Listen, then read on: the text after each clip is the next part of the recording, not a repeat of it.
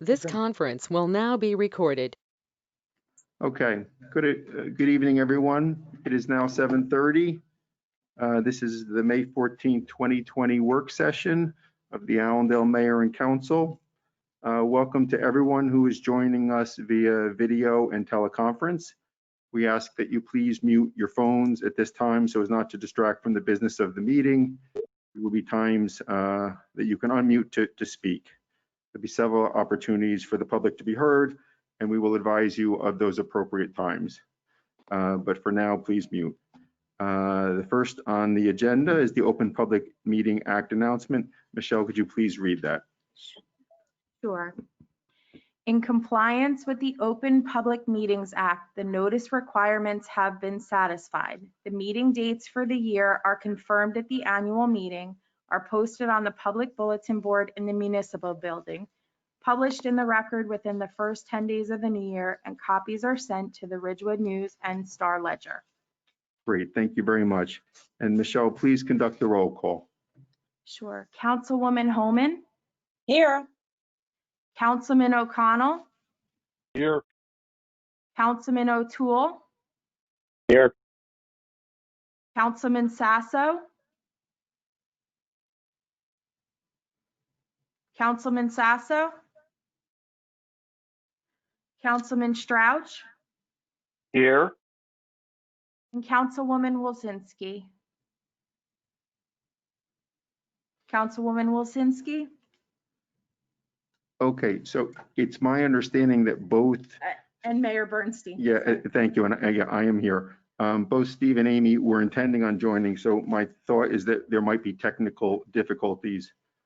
Mr. Kistner is going to reach out to them so we can get them on before we proceed too much further.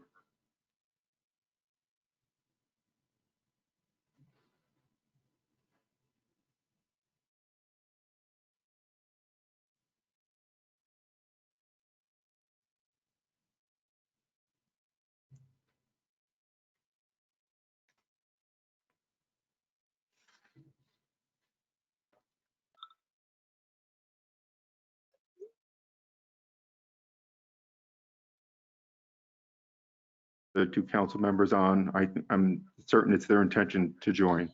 It is. It is. I know they're both trying to get in. I Okay. haven't got nothing.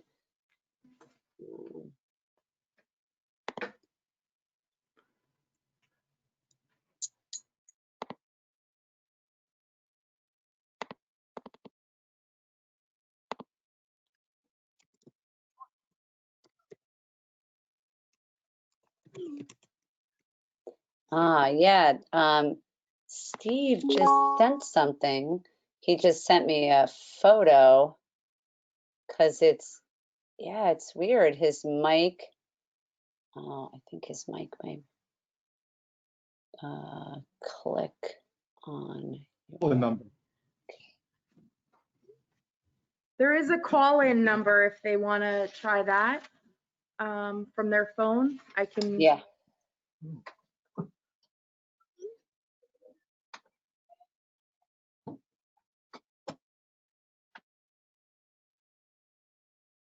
Computer Savvy does house calls. I can run over and help them out.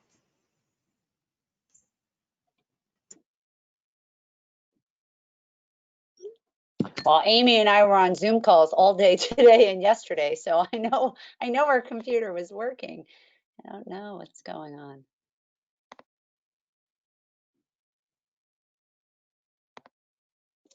Through the agenda review, I'm going to just, and then I can come back.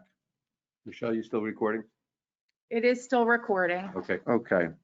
So for the agenda review, the minutes of the April 30th work session and regular session have been listed for approval.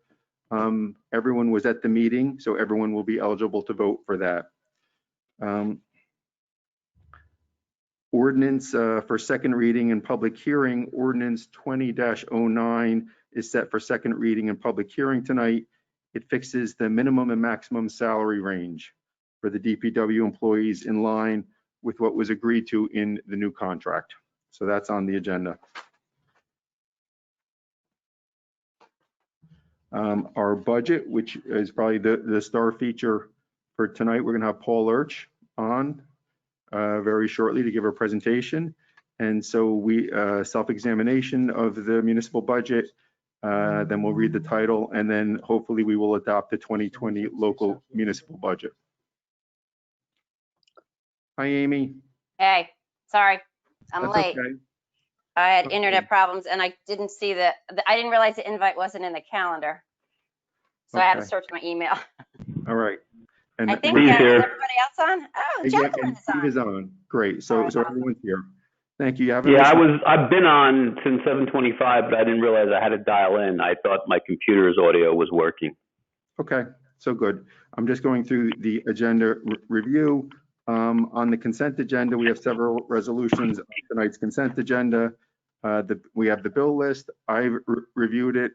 I know Councilman O'Toole I has read it. reviewed it. Mhm. Amy's reviewed it as well. Good. Yes, I did. On the consent agenda 20-132, to approve this 2020 salaries for the Teamsters local number 11 employees. This resolution sets the individual 2020 salaries for the DPW employees. On the consent agenda 20-133 is to appoint seasonal intern Caitlin Callahan. As we're thrilled to have her again returning. She's been a big help and we are thrilled to have her back this summer. 20-134, we are authorized the cancellation of unexpended general capital ordinance balances. We're canceling balances from our general capital ordinance that are unexpended. 20-135, to authorize the tax collector to prepare and mail estimated tax bills. Due to the current public health and state emergencies, the Bergen County Board of Taxation is unable to certify a tax rate at this time. So it's necessary for us to issue estimated tax bills for the third quarter of 2020. This resolution authorizes our tax collector to prepare and take such necessary action. Lisa, did I cover? Is there anything else you'd like to add? Great, thank you very much. I had a good teacher. Okay. And then we would go to, we can, depending on it, I think we're a little early for Paul, right? Yes, we have Okay, 8 minutes or so. Public comment. right. Okay, so I'm going to go back to the top of the agenda. We did the Open Public Meeting Act announcement. We did the roll call, and that's where we took a little break. And now I'm going to open the meeting to the public. This, for those of you that have been here before, you have 3 opportunities to speak. And this is the first of several of those 3 opportunities for the public to comment. Anyone from the public wishing to speak on any issue, now would be an appropriate time. Open it up to the public. Not hearing or seeing anyone, I bring it back. I close it to the public. I have something to, before our auditor, Paul Lurch, speaks, but since he's not on, I will wait until he gets here, until he comes on at 7:45. You could start, should you choose, the council reports. Right. So I will, at this time, we will make use of our time and we will start with our council reports. So assuming that I was not the only one here on the dais, along with Michelle and Ed, you were down to my right, Councilman O'Connell, will be your turn. So are you prepared to give your report? Absolutely. Thank you, Mayor.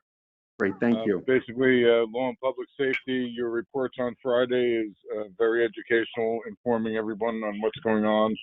And I'd like to thank all the agencies, Borough Hall, everyone, the DPW, the fire department, police, CERT, ambulance, for all they do on law and public safety and during this pandemic. And as things start to open up, we still got to keep social distancing and still be safe. So I just wanted to thank everybody for all that they do for law and public safety. Thank you very much, Councilman. Thank you for that. Councilman Sasso, would you like to give your report now? Sure, I can do that. You can hear me okay? Just doing an audio check. Yep, you're coming through loud and clear. All right, great. So the Land Use Committee has not met since our last council meeting. I don't believe I have my dates right. We met last on April 20th. But that doesn't mean things are not moving along.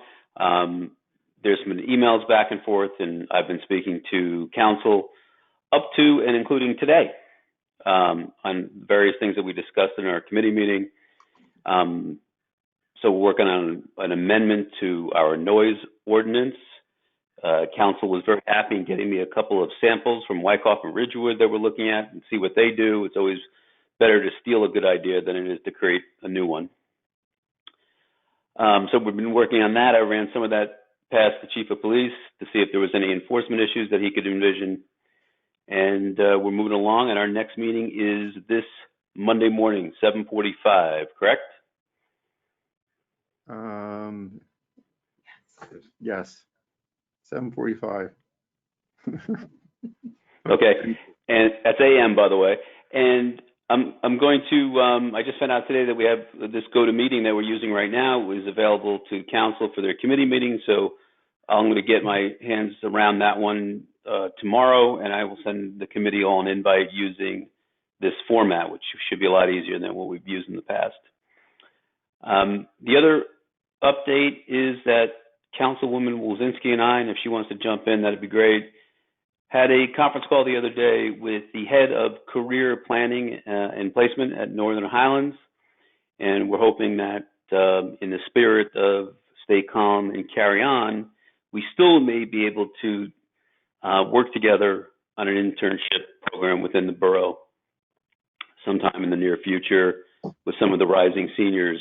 That program, unlike some of our other interns who have to go back to school in the fall, this could continue into this fall, since these young people will be here at Northern Highlands. So we think after having the call, we think the biggest challenge will be just making sure that we not only have the right people, but we have the right structure so that all department heads and all committees can take advantage of this individual and allow them to have a really good experience while at the same time making a contribution.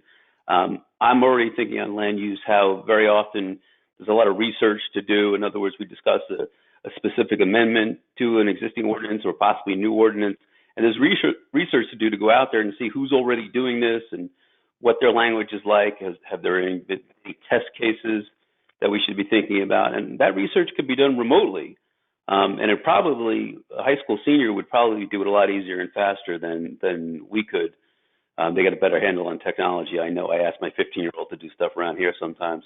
It gets done lightning fast. So that was a good conversation, and we're going to follow up with her. Hey, Steve, I definitely have some things on water too that I could use somebody doing some background research on what different parts of the country as well as New Jersey have started to implement. So that would be awesome. Yeah, Liz, that's a great example. And I think too, and Steve touched upon it, but we're going to make sure that we reach out to everybody in every department and every council person to make sure there is some type of structure so it actually works for both people. Because sometimes, you have interns and you just throw them in there, but they're actually getting credits for this. So they need something that they're going to work towards. It's not just going to be filing where they're obviously could be some filing and things like that done, but these are going to be students that are interested in either history or political science or things like that. So it's just another great communication. It's a great alliance that we have with Northern Highlands, which is, our amazing high school. So the director, Kim, was just really, really buttoned up. She's got a wonderful program that she just started about a year ago. It's actually on the Highlands website. So I think it could be a win-win for all involved. Definitely. Thank you. I'm so glad. Yeah, so more on that. We're going to put our heads together, and I would ask that all committee members and department heads think about how they could utilize. And we're going to get if we should do this, we're going to get a high quality person, because I don't have to tell everybody on this call, you've either put a kid through Northern Highlands already, or you have one there, or you're going to have one there, and that's a tremendous school, tremendous community. The staff, teachers, and students are high quality, as we all know, and I know I'm biased, but it's the truth. So we're going to get a good individual or individuals, and we want to make sure that experience is good for them and something we do continually going forward. So Liz, great idea. So I'm thrilled because I think that program, Ms. Hayes is really amazing running it. And I know the kids that have gone through it already have had great experiences. So I'm so glad we're getting involved. So thank you for, touching base and making it happen. okay, and anybody that wants to call me or text me or email me individually with thoughts around that and ideas, please let me know. And that's it. Thank you. Great, thank you. So it is now 7:45. He may be in the process of joining right now. Yeah. Okay, so before we continue with any more committee reports, our Borough Auditor, Paul Lurch, will be dialing or videoing in. Good, so it's, Paul Lurch has joined. Paul, are you there?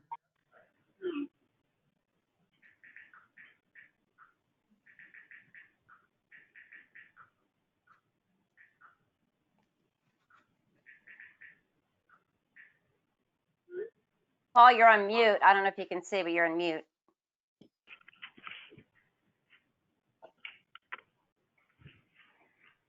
I'm not able to unmute Paul, so it might be something on his end that he just needs to allow audio to come through. Okay. Maybe Lisa can text him.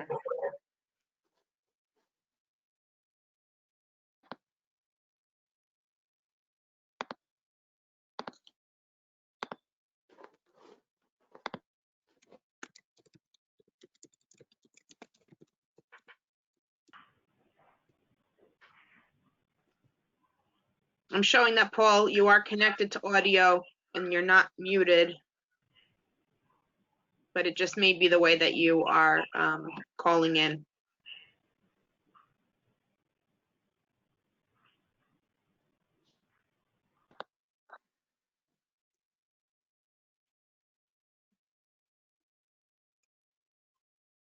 My screen shows that Paul Lurch is muted. Yeah. So does mine.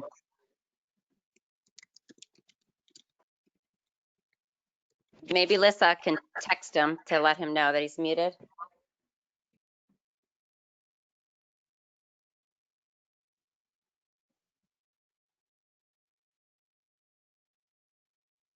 I've unmuted him a few times on my end, so I think we just have to let him know. Maybe try another way.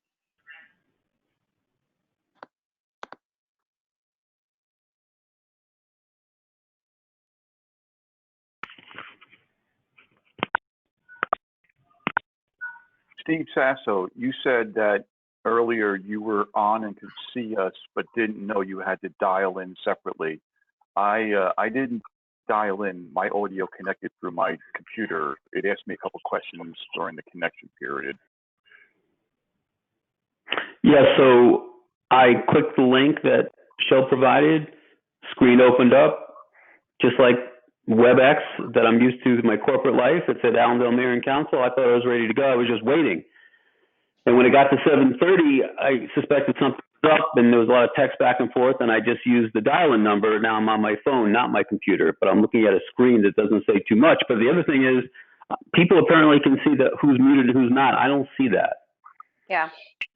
Yeah, Steve, I'm guessing maybe you must have something going on in your control setting, because I can see you're listed, and same with Paul. So I don't know. We're sending Paul over new info so he can try to log in a different way. Yeah, I think that might be the best thing is have him try to re-enter and make sure he gets on his computer audio. He was in yesterday. He was.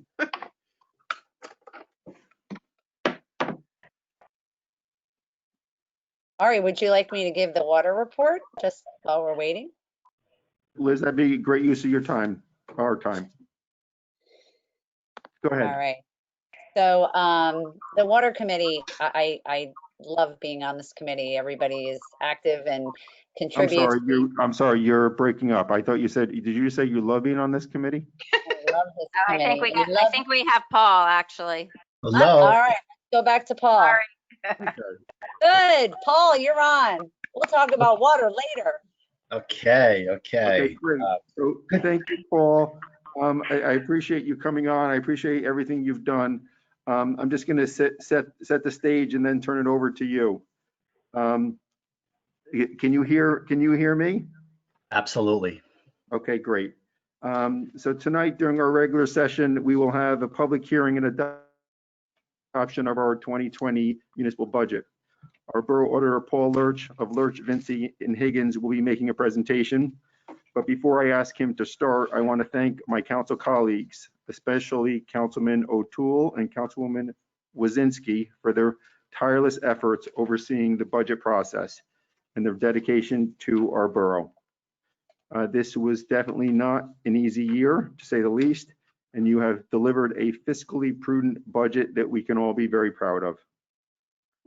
I speak for everyone when I express my sincere gratitude to our CFO, Alyssa Mayer, and our auditor, Paul Lurch, for their wealth of knowledge and guidance that we rely on so much. We truly could not do it without both of you. Thank you to the department heads and the employees for your mindfulness and in these difficult and uncertain times that we're facing to continue to deliver the services which the residents have come to expect and deserve.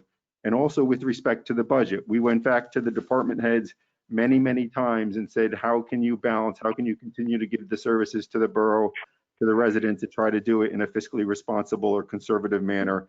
And every time they went back and tried to do more with less and try to balance to make sure that the residents are getting the services that we've come to expect. A special thanks to our Financial Advisory Committee. This year particularly, I thought we had a very, very robust committee. The discussions were great. They thought outside the box. They were engaged. They brought several options or several issues to our attention that we're going to continue to look at in this year. We already looked at, we're going to continue to look at in the years to come for their diligent work and to identify areas that perhaps we could trim some areas in our budget. And finally, most importantly, thank you to the taxpayers for their support and the confidence that they give to us in our abilities to make the decision for our beloved borough. We start at zero. We start pretty much when 1 year's budget is ending, we're already thinking about the next year. And very difficult times, but I'm proud of the budget that we're looking to adopt today. So with that, no pressure, Paul. With that, I turn it over to you to start your presentation. Okay, thank you, Mayor. I am going to give it a shot. I am going to try to share my screen with the presentation. So let's see if that works. Let me know.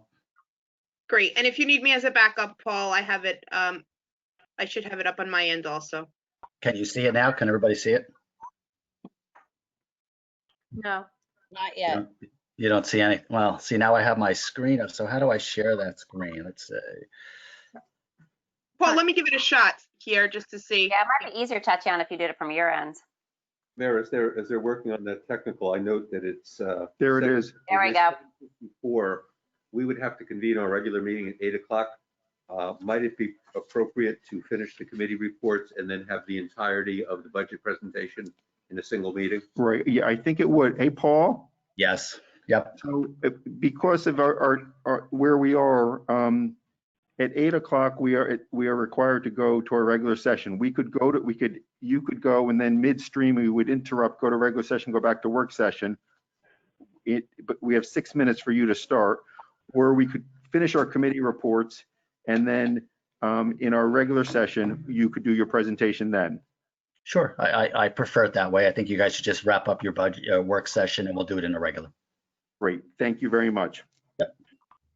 So, Councilwoman Holman, if you're prepared, now would be a good time to report. Yep. Sure. So I will say that we've continued to do a lot of work. If you remember, we had initiated a PFAS treatment feasibility study, and it's progressing with Mott McDonald. We actually have received a preliminary report, which is created by myself, and I have met with Lane and our borough engineer, Mike Vreeland, and we have reviewed it. We are going to, the next steps will be meeting with Mott McDonald to review, and we have some clarification options, which is actually great. Like, because of the pandemic, there's been some things that haven't been able to occur. And I think in some ways this may benefit us to be able to look at some of the steps a little bit slower. So that's great. The bottom line is that, you know, we have at least a sneak peek at look at what we might be able to do. It certainly will be costly. And my plan is, you know, even at this beginning starting point, to make sure that we have community meetings to discuss these options in the future. Residents should have received a letter from Suez regarding the tetrachloroethylene violation that we experienced at the New Street water plant last fall. The letter is following the direction set forth by the NJDEP, and that's because tetrachloroethylene is reported as a running quarterly annual average, so it goes over 4 quarters. So we are still being impacted by the high measurement that occurred in the fall of 2019. And it's just super important that residents know that the tetrachloroethylene has been non-detect since the airstripper was repaired and put back online. The NJDEP actually did allow us to bold this in the letter that was sent to residents, as they understood how important it is that you know, that our residents get that message, as well as, you know, I felt like it was good because it allowed us also to get a letter out saying that, you know, testing continues, and that's important for residents to feel confident in the water that they have coming into their home. And just thank you to the water committee, because there's a lot of other projects, but it's moving smoothly. So thanks. Great, thank you so much. Amy, would you like to give your report? Sure. So first, I'd like to thank all the Allendale residents for doing their best to keep their social distancing at Crestwood Park. We were fortunate that we got to keep our beautiful park open during this time so people could get out, enjoy the park, get exercise, and social distance. It's such a vast park that it made it easy. As far as Crestwood Lake, we are meeting on that weekly to see if there is a possibility if we can open. We actually had a meeting today with our lake director. We're trying to get direction from the state. So far, it's been very vague. You know, while they opened up the Jersey Shore beaches, it's still with considerable restrictions.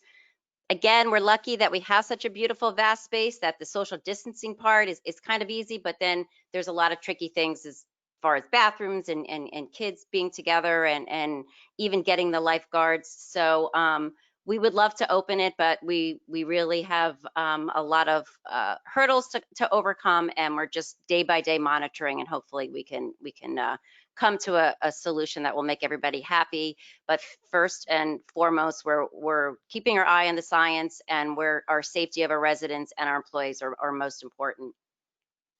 220-230 is continuing. We are working nonstop. It's this very challenging times. The market is absolutely crazy. We have so many moving parts in this massive project. Still feel that this is, you know, the best project for Allendale, one of the most important projects that you know, we're going to have in our future. So we are working hard to make sure that we have the best result for Allendale. So this is just an ongoing working. Once again, we meet once a week, sometimes twice a week. I think this week, I think maybe 3 or 4 times a week. So so staying steady through that, and really just keeping our nose to the grind to make sure it is the best thing for Allendale. And again, just thanks again to all our first responders. Thanks to the Allendale residents. All your community outreach really shines through. We're doing such great work out there, all of our volunteer organizations, as well as our residents. So keep up the good work and stay safe, everybody. Great, thank you so much, Amy. So 7:59, what I'm going to do is I'm going to request a motion to adjourn the work session. So moved, Strouch. Great, second? Second. Great, now, all in favor? Aye. Aye. Aye. Aye. Aye. Okay, so bear with us, it's now 8 o'clock. So we will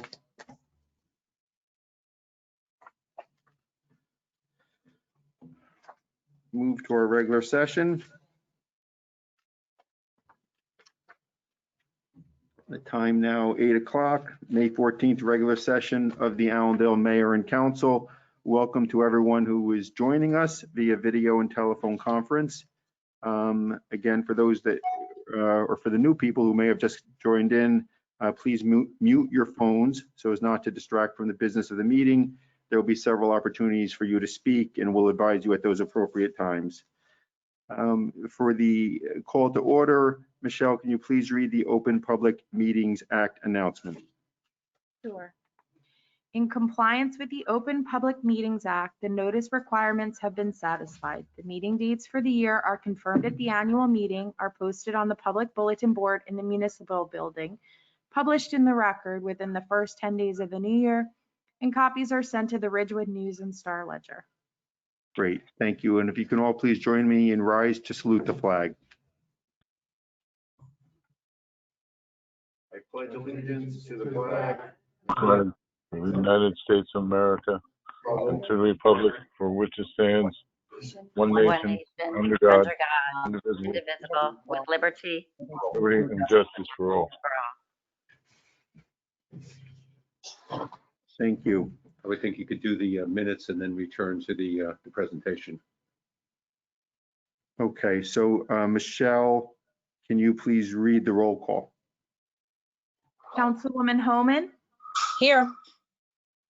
Councilman O'Connell, Here, Councilman O'Toole,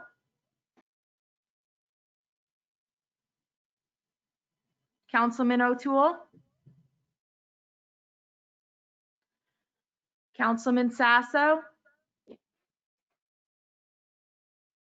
Here, I'm sorry, this mute button, I'm getting used to. that's okay. Councilman Strouch, Here. Councilwoman Wilsinski, Here. and Mayor Bernstein. Here. So Councilman O'Toole is here. I will go downstairs and check. Okay. So on the agenda, the approval of the minutes.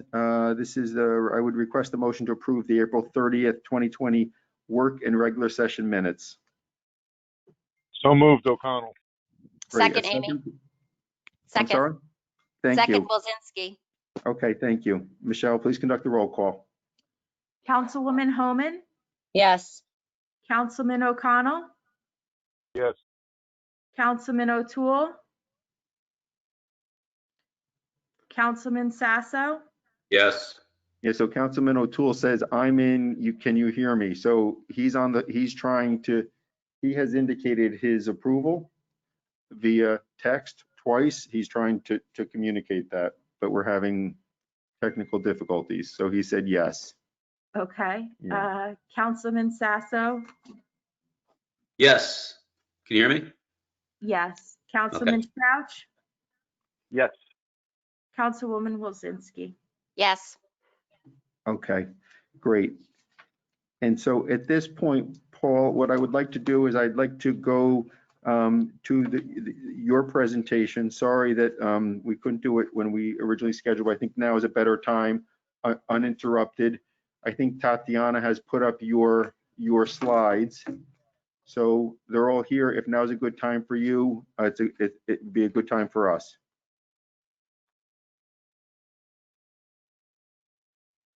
All right, there we go. Okay, thank you, Mayor. Just a couple words up front regarding COVID-19. Listen, Allendale is certainly not alone in this situation. Every municipality is having to deal with the potential loss of revenue with COVID-19.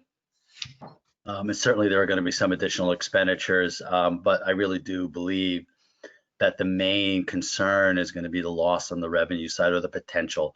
And that's going to be directly related to construction code. Construction code is down across the state, obviously.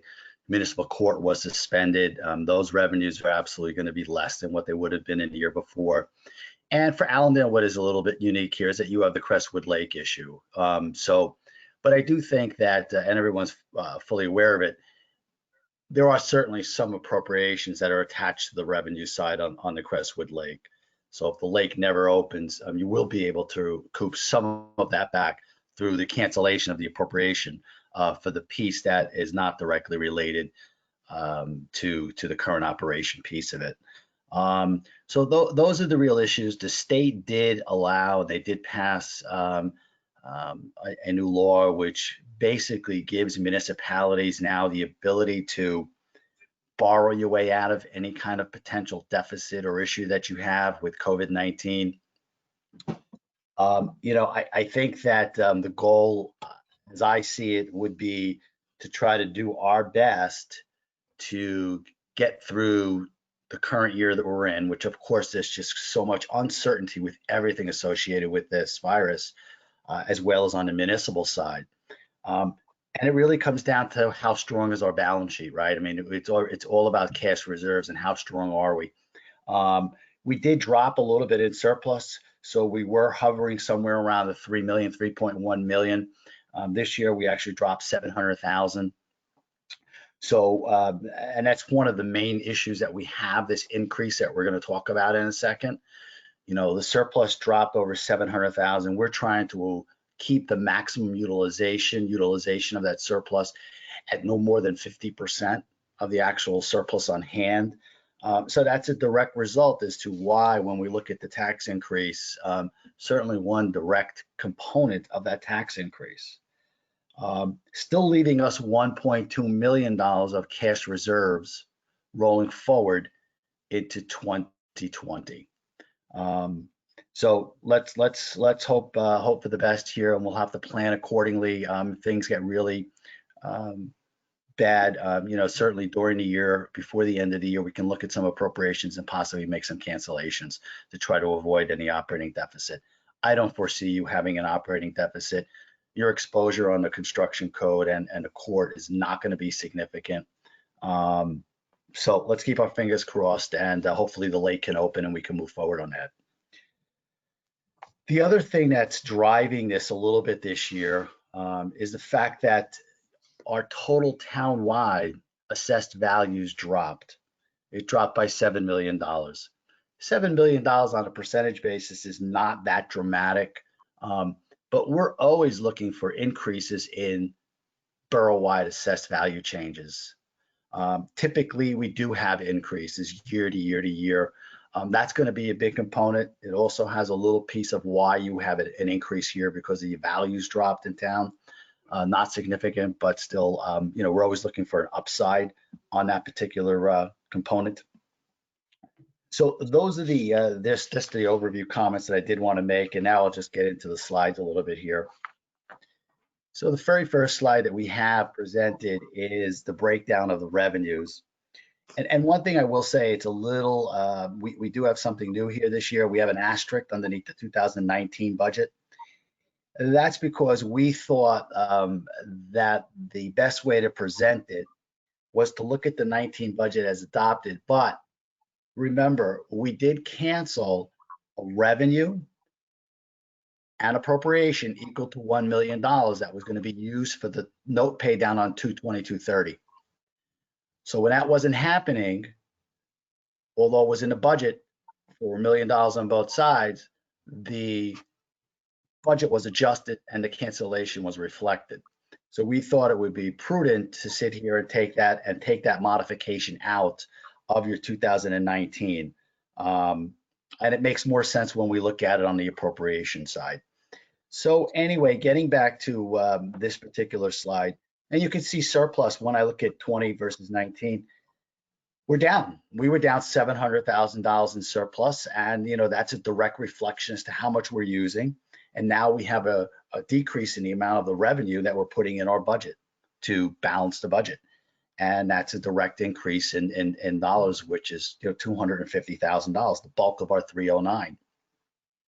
Municipal revenues is really everything else that we don't really account for.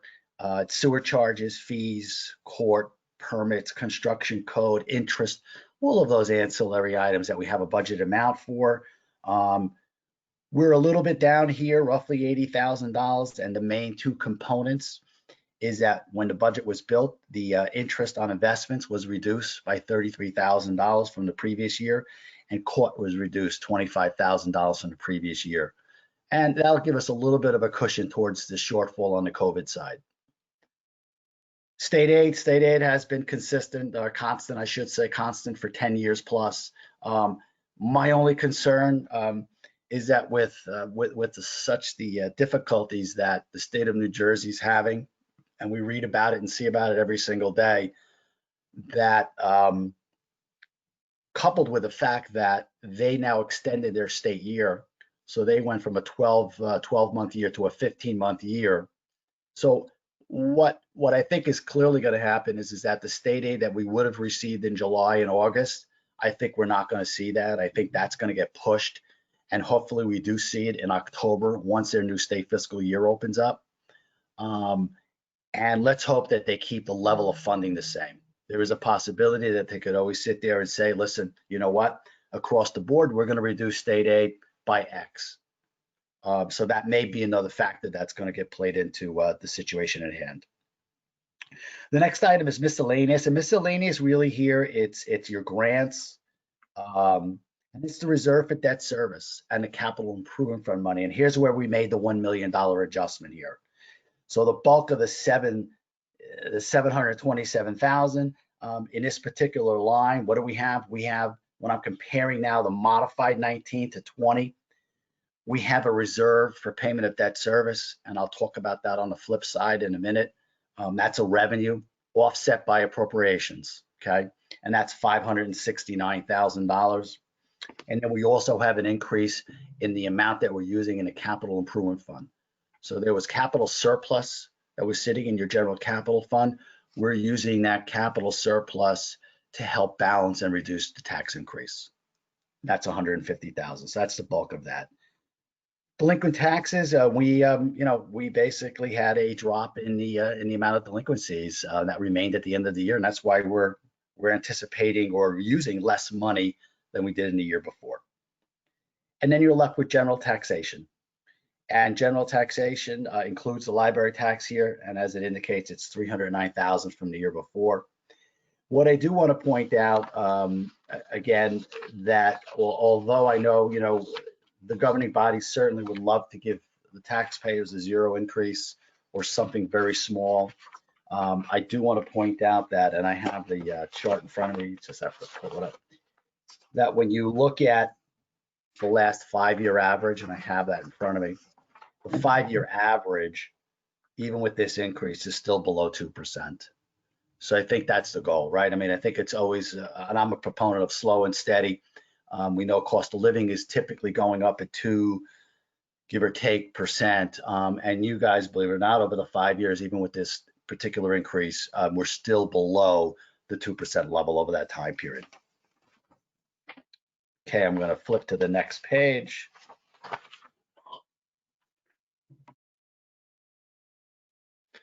Okay, so just a typical pie chart here, and it just kind of shows your again what happens in a municipality in the state of New Jersey. And again, it is certainly typical that the majority of your tax dollars are coming from taxation, right? We know the state aid they're only providing us 7% of our total tax monies needed, and surplus and general taxation make up the bulk of the rest. The other slide that we have up there is the tax levy. There's a cap. There's 2 caps that we deal with. One cap deals with the tax levy, the amount of taxes you can appropriate or spend each year. That's what this particular tax is. There is a 3-year banking system that happens. So if we don't go to a full capacity in a particular year, it stays alive for 3 years. So when you look at this, what it really says to you is that in 2020, we raised taxes at 9.4 million, but yet the statute and law says that if you needed to and wanted to, you could have actually raised another $1.1 million. Okay, shows that you're keeping your tax dollars down because we were capped at 2%, and if you would have used all your maximums over the past 3 years, your total tax levy would have been up by 1.1 million. Okay, next slide. So here's the spending side of it. Again, what I did to modify this is the 2020s as proposed for adoption tonight.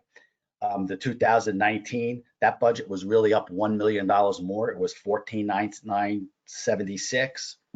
What we did is, for presentation purposes, if you look at the second from the bottom, where it says debt service and capital improvement, that used to be 2,000,009.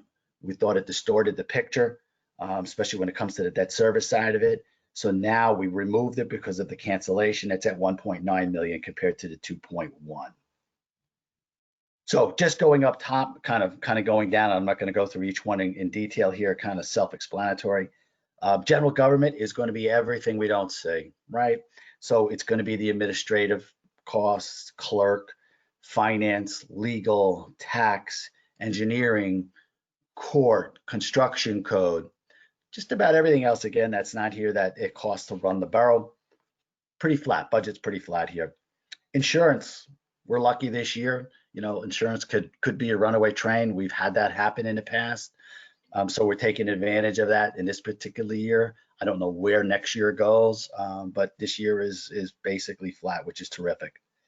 Police services, which is typically one of the biggest components of your budget, and it actually is the biggest component. The increase of 155, it's really mostly in salaries and wages of roughly 118,000. The other piece is O&E at 37,000. And then we have fire and service, fire and emergency services and first aid, relatively flat there.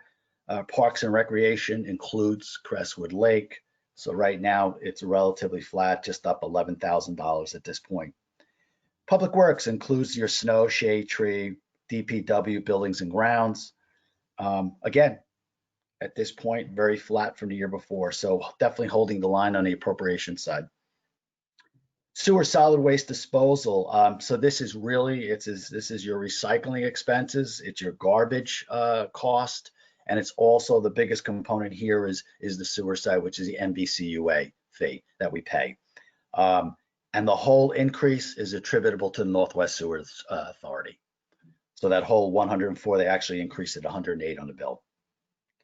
Utilities and bulk service, those are just utilities, PSE&G, gas, natural gas, those kind of things, again, held the line. Libraries by statute, that's up $6,000 based upon the statutory requirement of funding. And then we have an item called statutory and fixed charges. It's up basically 95,000. It's made up of components that are your pension costs that we pay. We pay for the police and we pay for the non-police employees, PRS and PFRS systems. Social Security is also charged to that particular line. The main reason that we're up is that there was an emergency in 2019 for a fire truck repair, and now you have to make the payment. So we didn't have adequate funding in the budget. We had to do an emergency. It simply means that when we go to the subsequent year, we've got to now fund it. And so that was worth 55,000. The other piece of it was the pension side. And then the other big component here is your debt service and capital improvement side here. The main reason for the increase with the adjustment is that this particular budget 2020 includes a $240,000 note pay down. And the note pay down, the principal component, as well as the interest component of the notes, are offset by the revenue of the 569 that we have coming in from the reserve for debt service. And that's directly attached to the 220, 230 property. And then the last component is the reserve for uncollected taxes. That's always going to go up a small amount. It's a non-spending appropriation. And the reason we have to have that is because by statute, you are required, you're the collection agency for the school taxes and the county taxes. And so we have to actually raise more money than we actually need to pay, because inevitably there's going to be cancellations and there's going to be people who are not going to pay their taxes timely. So what happens is we have to actually put an appropriation here, non-spending appropriation, raise more money so we have enough cash at the end of the year to make the payments once we calculate the adjustments for the cancellations and the non-payments. Okay. Before you move on, Paul, this is Councilman Jim Strouch. The library contribution, you made mention that our aggregate real estate value had gone down. I'm kind of surprised that the library contribution went up at the same time. Yeah, it's based on a different value. So what happens is that, you know, we have our net valuation, which went down roughly $7 million. Then there's a county equalization ratio, and then there's a state equalization ratio, and it's a 3-year average. And they're basing that off the state equalization ratio. And that comes right from Trenton, that calculation. But that explains why we're still seeing the increase. There's certainly going to be some kind of lag at that point. Okay, thanks, Paul. So the next slide here is just the pie chart as to where the dollars go. And as I said, you know, the largest component in most communities is going to be the police services side of it. That's the largest piece. But again, very typical for a community your size. So the next slide. The next slide deals with the other cap that we have to deal with. So we have a tax cap, a tax levy cap that we talked about, and now we have the spending side cap. This is old. This is an old cap, goes back 20 years. And this is how the state of New Jersey first tried to stop the runaway train on taxes in the state of New Jersey. They said, let's try to cap the appropriation cap. But what's interesting, you know, is that just like with any other rule, and the same thing applies for the tax system with the IRS, there's so many exceptions to the general rule. So we have exceptions on the spending cap. We also have exceptions on a tax levy cap. So when a tax levy cap says 2%, it really means you probably can go somewhere around 3 to 4%. And same thing on the appropriation side. You know, there's stuff that just are not part of the calculation.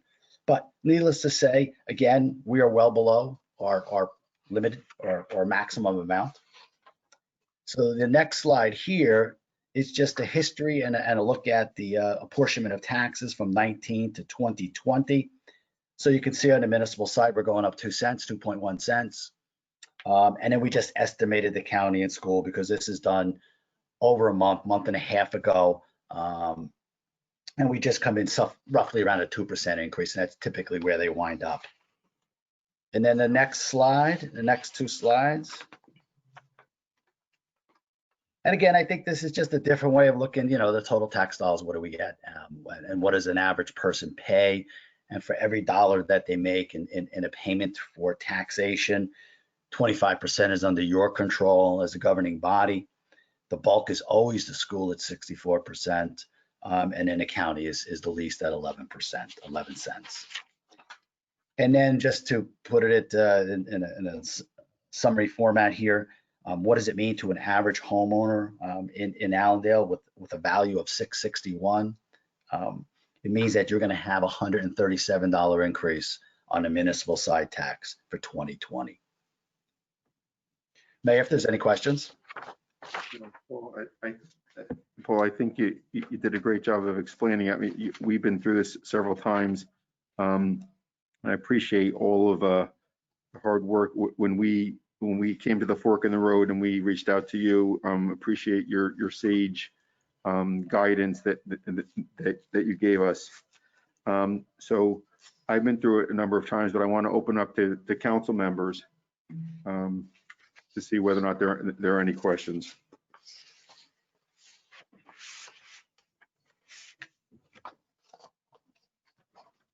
Anyone? Okay.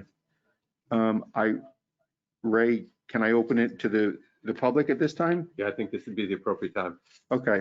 So I'd like to open the issue of our budget, open this issue to the public. The public has any questions or comments, wishes to be heard? Well, Mayor Mark Savastano. Hi, Mark.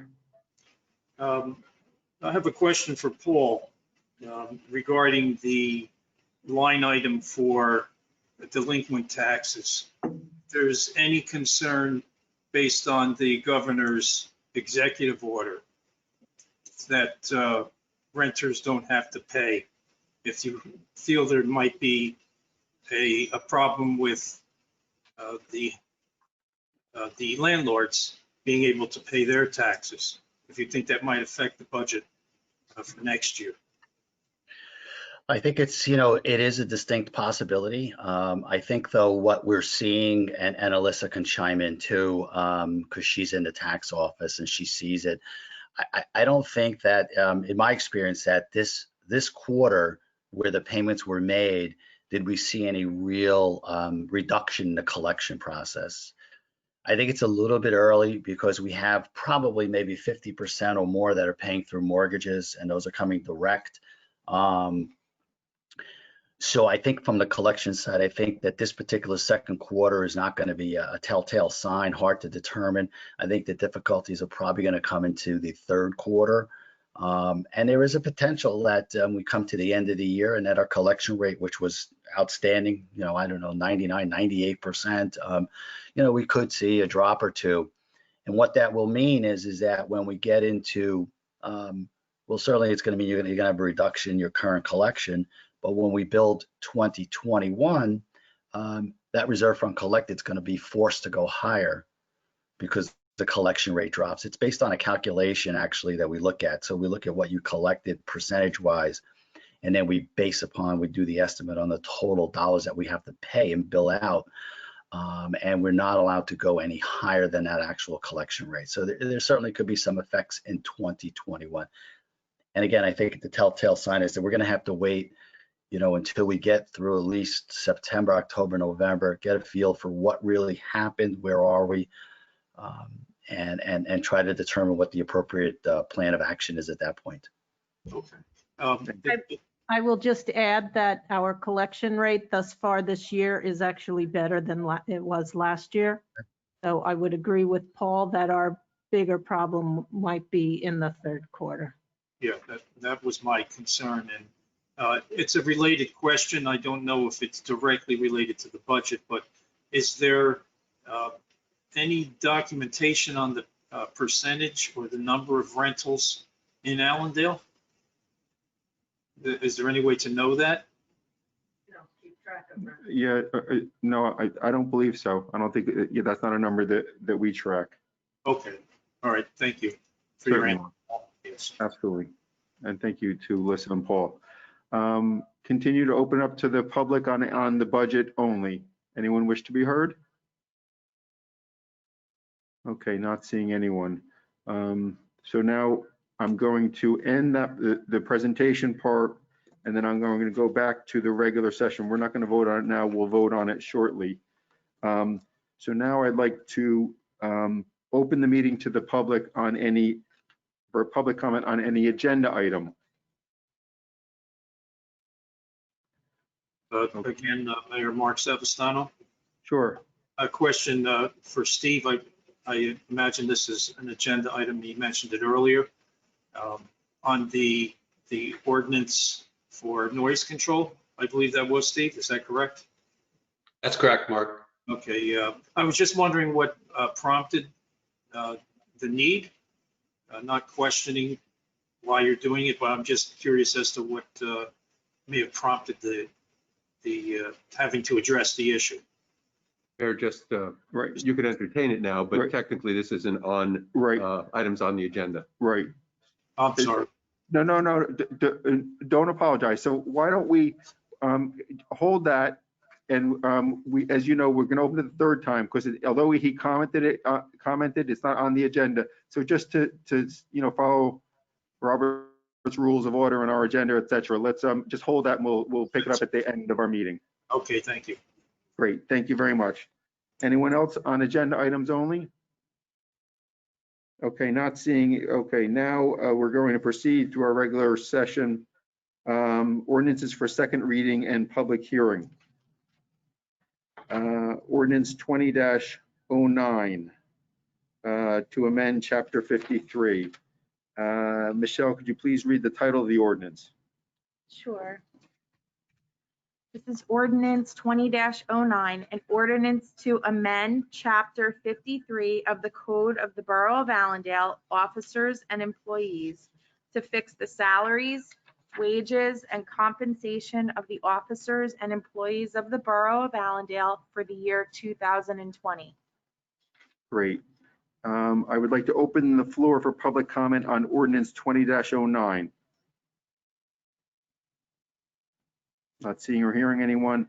I would request a council member to make a motion to move to pass and adopt on second and final reading ordinance 20-09 and have a notice of same being published according to law. So moved. Thank you, Amy. Second. Second O'Connell. Great. Thank you, Ed. Michelle, please conduct the roll call. Councilwoman Homan, Yes. Councilman O'Connell, Yes. Councilman O'Toole,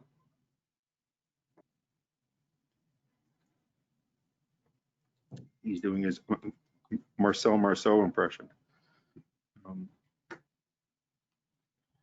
Also, yes. He says yes. Councilman Sasso, Yes. Councilman Strouch, Yes. Councilwoman Wilsinski. Yes. Great, thank you. Next are resolutions, the 2020 municipal budget. We have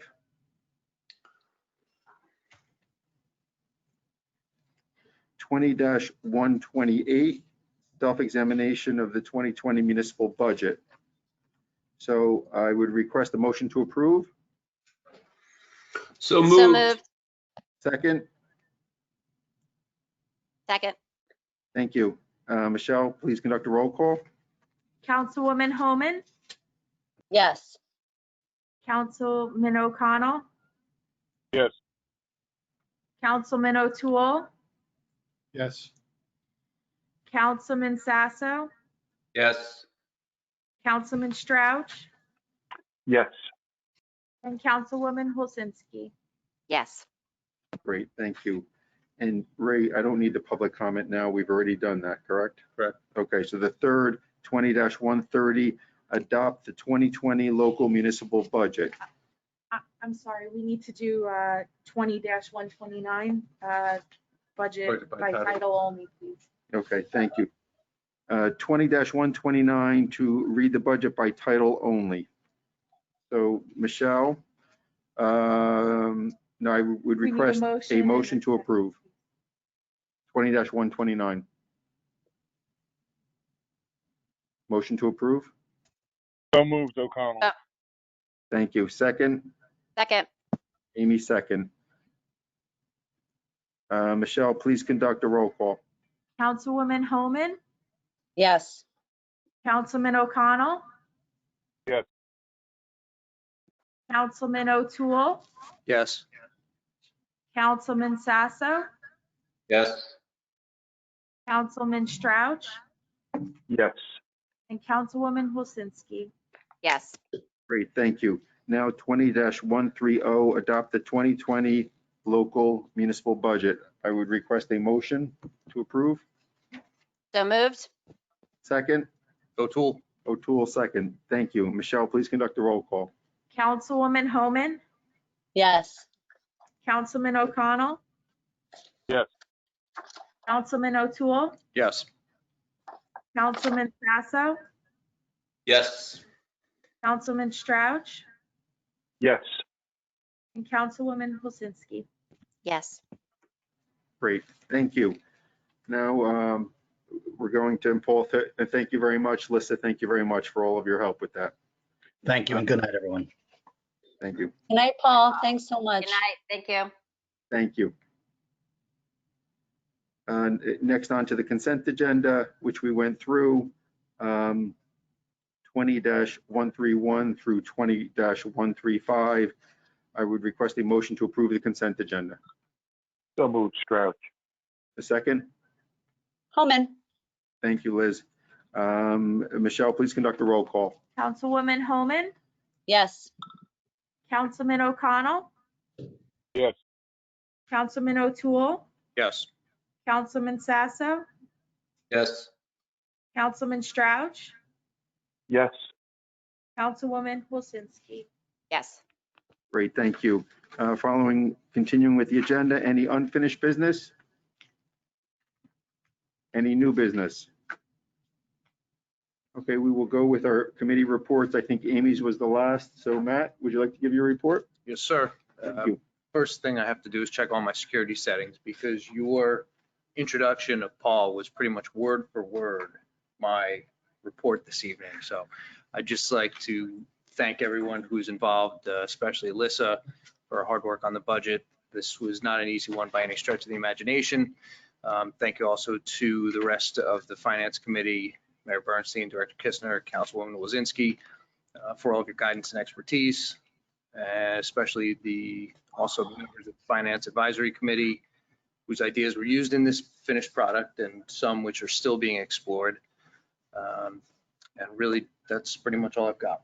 No, thank you. And thank you. I know that this was a little baptism by fire, and you rose to the challenge, and I appreciate all your hard work. Thank you. Thank you. Jim, would you like to give your report? Oh, sure, Mayor Bernstein. And before I start my report, let me thank you for wearing a mask tonight. I think masks are one of the simplest ways to prevent the spread of the virus, especially since I'm being told that when it's airborne, that's when it moves back and forth. So I just wanted to personally thank you for wearing a mask tonight.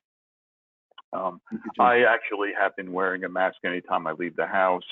I had to do a couple of services that were deemed essential, so I had to research the protocols, and everywhere I just keep reading, wear your mask, keep distance where possible, use Perel or some other hand sanitizer before and after you encounter something. And I think if we continue to follow these protocols, Allendale will continue to be one of the lowest per capita as far as COVID infections reported. So thank you again, Mayor Bernstein. Thank you. With regard, no, you're welcome. With regard to the DPW, I know I've said it in the past, and I'll say it again. I appreciate everything that the DPW crew is doing. They leave their houses 6 days a week to come to Allendale and continue the essential services that we need in our town. And I think that Ron Kistner and his team continue to strike a balance where safety is the primary concern, the safety of the employees and the safety of the residents, and that they continue to deliver the highest quality services, municipal services to our residents in a safe and efficient manner. And I just want to thank everybody for their daily efforts that have been going on, well, quite honestly, for years. But lately, with the additional requirements of the COVID world we live in, they continue to perform in an excellent manner, and I want to thank them. Lately, the DPW committee or DPW department was able to open up the compost area to those residents who had permits. And that made a lot of residents happy, including myself. I had to terminate my landscaping services this year because as a contractor, I'm watching my income drop by 70, 75%. So being able to bring my yard waste to the compost area is great. And I want to thank Tatiana, thank you, Michelle and Carolyn and everybody at DPW for doing that. According to our tracking software, GovPilot, we had something like 400 permit applications for the compost permit, which I don't know if that's a record or not, but I'm sure it put an increased workload on Carolyn, Michelle, and Tatiana, as well as the entire department. So I want to thank you all for that. I know Steve Sasso had mentioned using this go-to meeting for the land use committee that we're going to be doing on Monday. And I think I'm going to be doing something similar for the DPW committee. So I'll be reaching out to you in the coming weeks to set up the appointment. That's all for tonight. Thank you. Great. Thank you very much, Jim. Mayor's report. I think I'm up. As of May 12th, there's different numbers. So we're reporting it, but the number varies. It fluctuates even on the same day. Sometimes the numbers vary. But as of May 12th, we had 60 presumptive positive cases of COVID-19. Allendale remains fortunate that our community is on the lower spectrum of all of the cases in Bergen County. And I think as a whole, we've really been diligent and we've been great. We collectively on trying to do the right thing and maintain social distance, etc. We are cautiously optimistic. The apex, we are told, and I think the numbers show April 15th, and we're 9 weeks into the quarantine, and we're adjusting to the new normal and what works best. But I want to applaud and commend everyone.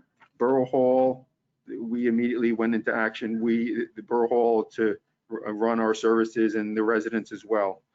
I want to continue to thank the Allendale team, the borough's OEM team, which works daily, the Board of Health included, the borough's first responders, the volunteers, police, fire, AVAC, the volunteers on the front lines, our residents, who are doctors, nurses, and service providers, and essential businesses that have been working throughout this, that help all of us continue our life, or the normalcy of our life. As a community, we've been in this together. We will continue together, and we will finish together. And we know that better times lie ahead for us. We've had to make difficult decisions during this time. But we continue to work as a team. We try to find the best decision, which balances the best interests and the health and safety of our residents and our employees. Some of the restrictions, social distancing remains in place through June 6th, as outlined in Governor Murphy's latest executive order. Any concerns related to large group gatherings or violations of the executive order should be directed to the Allendale Police Department. I don't know if Chief Sherb is on here. I think he was on here earlier. He may still be here. We discussed this at the OEM meeting. What is someone to do if they see a gathering that is outside of what the norm is supposed to be? They are to contact the police. I want to thank the police for all that they have done and continue to do.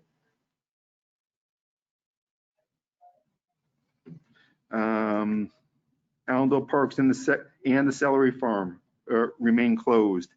Crestwood Park is open for passive recreation, walking, biking, running. Governor Murphy has ordered that remote learning will remain in place through the end of the school year.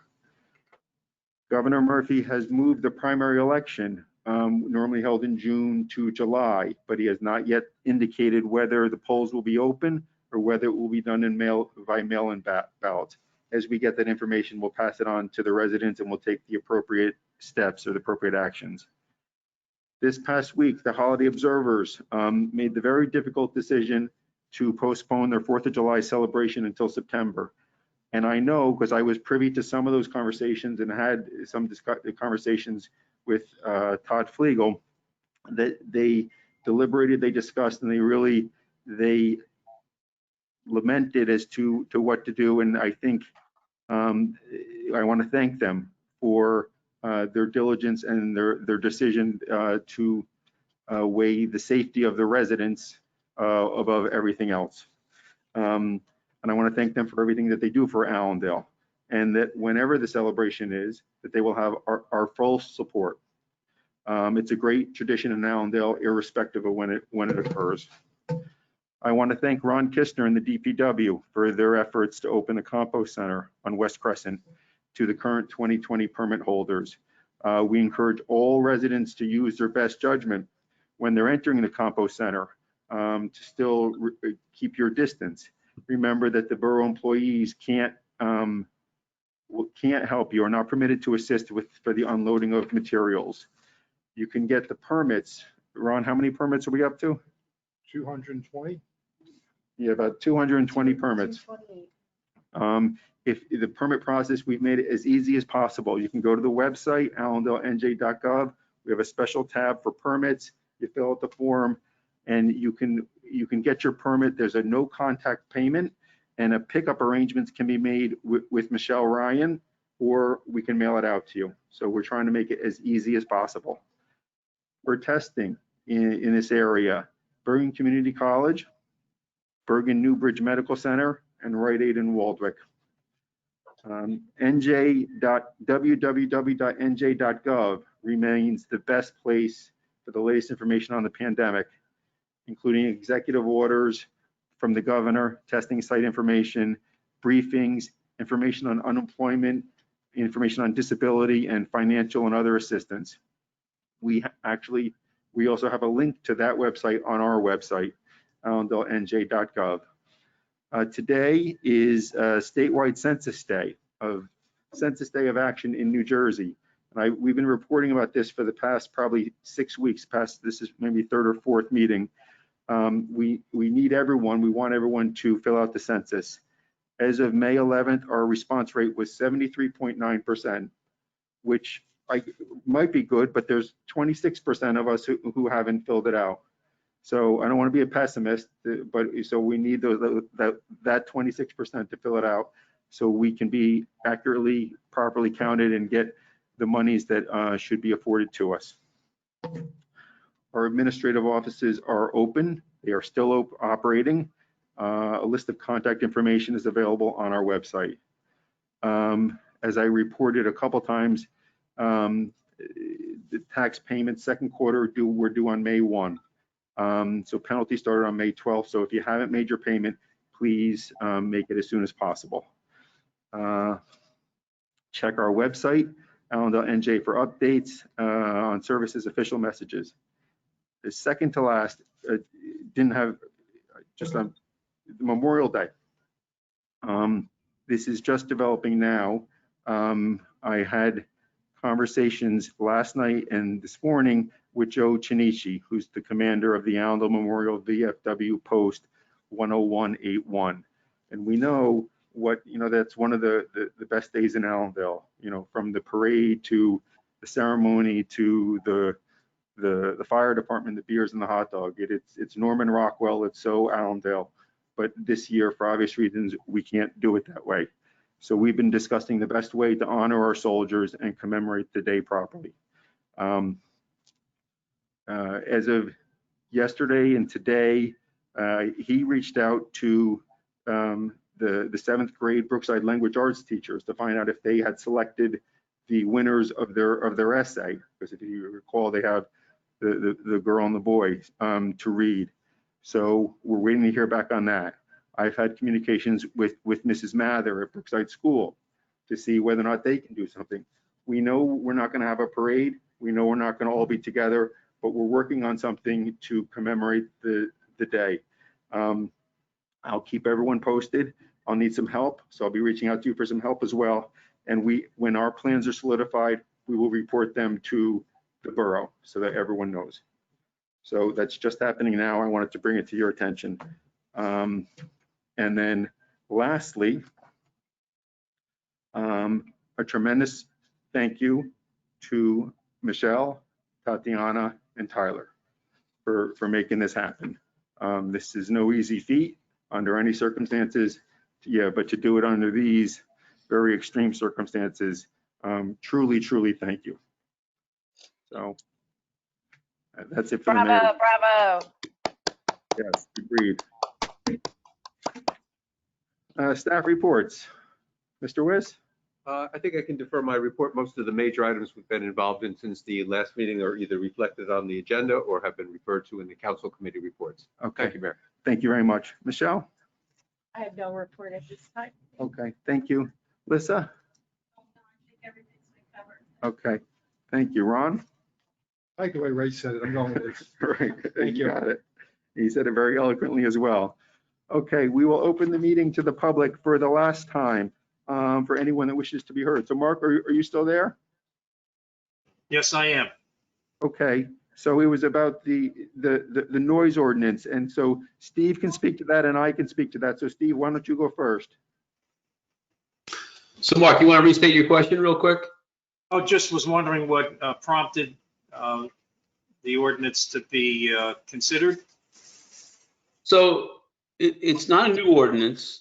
It's an amendment to our current one, and nothing really prompted it. There's no major issue or nothing happened. But I'm up pretty early as a regular thing, and I do a lot of walking, so I see things and I hear things. And this is not my first tour on the Land Use Committee. And the Land Use Committee, I think, is uniquely positioned to impact the real quality of life issues and long-term quality of life issues in Allendale. Some of the things we've done that most people don't even know or are aware of are going to keep the character of Allendale for many, many years after I'm gone. And the noise ordinance, to the best of my knowledge, hadn't been looked at for quite a while. So we're just taking a look at it. And one thing that did happen only to me, I was out walking nowhere near my own home, and I saw something, and I just said to myself, if I lived in that house, I would not be happy right now. And it was very early in the morning. So one thing that Mayor Emeritus Vince Barra used to always say was that when you're thinking about enforcing an ordinance or creating an ordinance or amending an ordinance, do it like it's happening next door to you. Yes. So that's a long answer to a simple question, but I hope that helped. Yes. And I'll add to that. So if you remember last year, I had mentioned it because last year a resident had sent me an email complaining about landscapers starting early in the morning. And I raised it, I tabled it. I think I spoke to Councilwoman Holman, I spoke to a couple council members. We weren't sure whether it would go under land use or under police, et cetera. So it has been brought to our attention, as Councilman Sasso had said, trying to try to maintain, trying to balance, trying to make Allendale as Mayberry as possible, and also let people utilize their property. So this has been kicking around for at least a year. And as we've done a full overhaul, we've looked at all of our ordinances. This was one that we thought needed some tweaking. And so under Councilman Sasso's leadership in that committee, we're looking forward to what's going to come out of the committee. Yeah, there's a few items, and you didn't mention anything specific, Councilman, but maybe I'll just shoot you an email and express some of my concerns in that regard. But thank you for addressing. Yeah, I look forward to it. Okay. Great. Mayor, if I may. Sure. I do have another question based on what you were saying earlier. And thank you for wearing your mask. I have to say, you set a good example. Thank you. You mentioned about the celery farm still being closed, and I'm all for a measured response, so I wonder why we can walk around the pool area, but we can't walk in the celery farm. If that's something that's controlled by the borough, or is that still under state control? So we are, and it's a good question, and we've evaluated that, and we've spoken to the marsh warden several times. One of the aspects, because the celery farm is narrow, right? So that based upon the narrow pathway, it's impossible to keep 6 feet apart when you're passing people. So it's just not. I mean, we understand people love it, and we get it, and if we could do. It's not time yet, but we continue to examine and look at it. And when the time is right, we will open it. And we don't mind the question. It's a good question. And I fielded a couple questions. It's just based upon where it is and the narrowness of the passageway. It wouldn't be prudent at this time. Okay. Great. Thank you. Anyone else from the public? I have a quick question. Hi, Jackie. Hi. Please state your name and address for the record. Jackie McSwiggan, 7D Greenway in Allendale. Someone asked me this question and I didn't know the answer, so let me ask you. I believe when the quarantine first started, there was talk of an 8 p.m. curfew, and a neighbor stopped me and asked me if that was indeed ever put in place, and is it still in place, and is it being enforced? And does it apply to like all cars off the street or just kids? Or can you talk a little bit about what that would be about? Right, well, it did come out of one of the executive orders where you had to limit the traveling. Where you could only go to your work if you were essential, to and from. You could go to a family member, and you had to be off the road by 8 o'clock unless you were traveling to one of those locations. I don't know whether any of the subsequent executive orders have lifted that. I don't think that aspect of 107, and I think that was the order that Right. it came out of, is still applicable. Right. I don't think there's a curfew unless, unless there was something municipally imposed as the parks and playgrounds and things like that. Right, yeah, and Jackie, so what Attorney Ray Wish is saying is that he doesn't think that part is still applicable. And it would seem to be counterintuitive as he's had other orders which has opened up other businesses, et cetera. Yeah, I don't think the 8 o'clock curfew is being enforced. And certainly in Allendale, we have, my Chief Sherb can speak if he would like to, but I don't believe it's being enforced in Allendale. Okay. Great. All right. I didn't think it was. I didn't hear anything more about it, but they were thinking about having to rush home from being away somewhere to be home by 8 o'clock. And I didn't think the police would pull them over, but there was just a concern about whether or not it was even in effect. So, right, yeah. Thank you. And I don't believe any longer. I can't speak to the executive order that would have specifically lifted it, but I believe based upon the others, I think we can infer that it's not being enforced. Or it's Okay, not. thank you. Thanks. Great. Anyone else? Great. So we're coming to the end. I would request a Chief. I'm sorry? The chief. It's Mark Savastano again, Mayor. I have a quick question before you adjourn. Okay. On the resolution 20-134, it says unexpended improvement authorizations. If I wanted to send a comment on that, because it hasn't been expended yet, could I send that directly to the mayor and council as an email? So, yes, you have a question about it? Well, specifically, the $10,000 appropriated to upgrade the email server. I was wondering the wisdom of doing that instead of getting an external email service.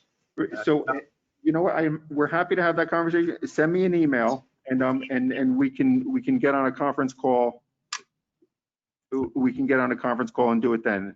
Okay, yes, thank you. Okay, great. Thank you. I would request a motion to adjourn the regular session.